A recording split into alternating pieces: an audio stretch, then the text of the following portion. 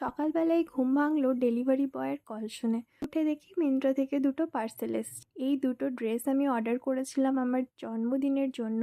তো একটা বারবি টাইপের ড্রেস, এটা সেরা ব্র্যান্ডের। এটা খুবই সুন্দর একটা বারবি বারবি লুকওয়ালা ড্রেস। ক্যামেরাতে ভালো লাগছে না, কিন্তু সামনে থেকে মানে হাতে নিয়ে খুবই সুন্দর লাগছে, আর পরার পরও খুব সুন্দর লাগছে। সাইডে একটা জিপও রয়েছে যাতে এটা খুব ভালো ফিট হয়।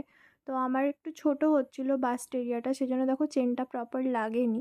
তাই জন্য আমি এটা এক্সচেঞ্জে বসিয়েছি। ঠিক আছে, এটা আমার খুবই পছন্দ হয়েছে। আরেকটা ড্রেস অর্ডার দিয়েছিলাম, এটা ভারারো ব্র্যান্ডের।